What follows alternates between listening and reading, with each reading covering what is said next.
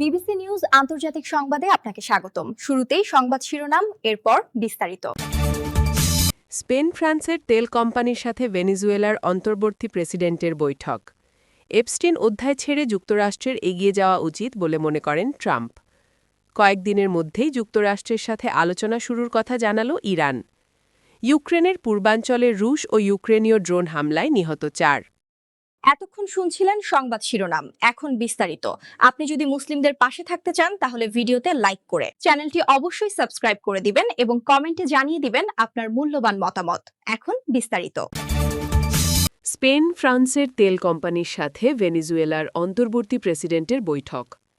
ভেনেজুয়েলার অন্তর্বর্তী president Delcy Rodriguez দেশটির জ্বালানি খাত নিয়ে স্পেনের রেপসল এবং ফ্রান্সের মোরেল অ্যান্ড প্রমের শীর্ষ কর্মকর্তাদের সাথে বৈঠক করেছেন। বুধবার ভেনেজুয়েলার রাষ্ট্রায়ত্ত তেল কোম্পানি পিডিভিএসএ এই বৈঠকের তথ্য নিশ্চিত করেছে। প্রায় এক মাস আগে যুক্তরাষ্ট্রের এক অভিযানে বামপন্থী নেতা নিকোলাস মাদুরো ক্ষমতাচ্যুত হওয়ার পর নতুন প্রশাসনের সাথে বিদেশি বিনিয়োগকারীদের এটি প্রথম বড় ধরনের কোনো আলোচনা। পিডিভিএসএ এর পৃথক দুটি বিবৃতিতে জানানো হয়, স্প্যানিশ কোম্পানি রেপসলের সাথে বৈঠকে পারস্পরিক সম্মান বজায় রেখে দেশের জ্বালানি নিরাপত্তা ও সার্বভৌমত্ব নিশ্চিত করার বিষয়ে আলোচনা হয়েছে। দুপক্ষই এমনভাবে কাজ করতে একমত হয়েছে যাতে উভয়ের স্বার্থ ও লাভ নিশ্চিত হয়।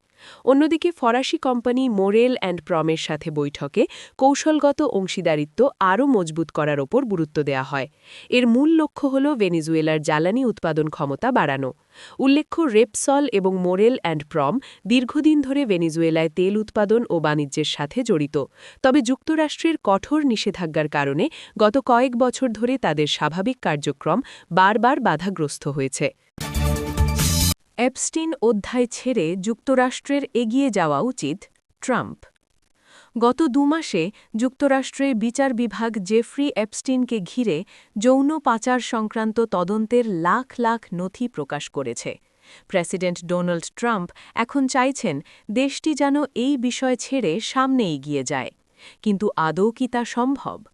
যুক্তরাষ্ট্রের deputy attorney general Todd Blanche জানিয়েছেন, কংগ্রেসে গত নভেম্বরে পাশ হওয়া একটি আইনের আওতায় বাধ্যতামূলকভাবে সরকারের পক্ষ থেকে শুরু হওয়া এপস্টিন সংক্রান্ত নথি পর্যালোচনা শেষ হয়েছে।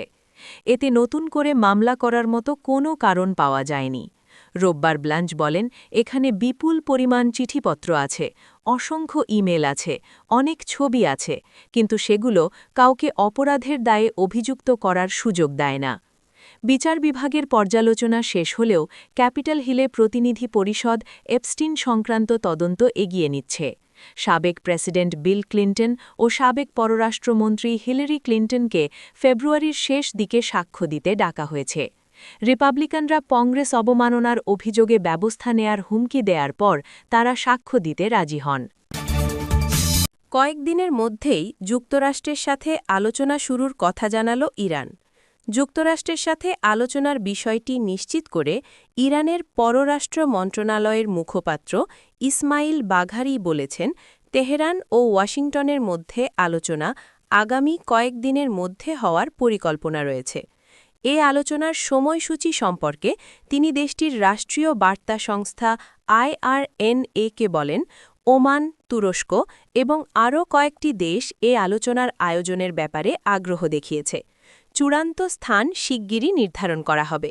মঙ্গলবার 3 ফেব্রুয়ারি সন্ধ্যায় ডোনাল্ড ট্রাম্পও ঘোষণা করেন যে ইরানের সাথে আলোচনা চলমান রয়েছে। মার্কিন নৌবাহিনীর জাহাজ USS আব্রাহাম লিঙ্কন থেকে একটি ইরানি ড্রোনকে ভূপাতিত করার পর হোয়াইট হাউসের মুখপাত্র জানান, দেশটির বিশেষ দূত স্টিভ উইটকাফের ইরানি কর্মকর্তাদের সাথে আলোচনায় বসার পরিকল্পনা এখনও বহাল রয়েছে। ইরান ও যুক্তরাষ্ট্রের মধ্যকার এ আলোচনা, যা ইরানের পরমাণু কর্মসূচিকে কেন্দ্র করে হবে বলে বলা হয়েছে, ইরানে জানুয়ারি মাসে হওয়া বিক্ষোভের রক্তক্ষয়ী দমনপীড়নের 3 সপ্তাহ পর শুরু হতে যাচ্ছে, যেখানে পুলিশের সহিংস অভিযানে হাজারো। ইউক্রেনের পূর্বাঞ্চলে রুশ ও ইউক্রেনীয় ড্রোন হামলায় নিহত 4। ইউক্রেনের পূর্বাঞ্চলে রাশিয়া ও ইউক্রেনের ড্রোন হামলায় অন্তত 4 জন নিহত হয়েছেন। বুধবার 4 ফেব্রুয়ারি উভয় পক্ষের কর্মকর্তারা এ তথ্য জানান।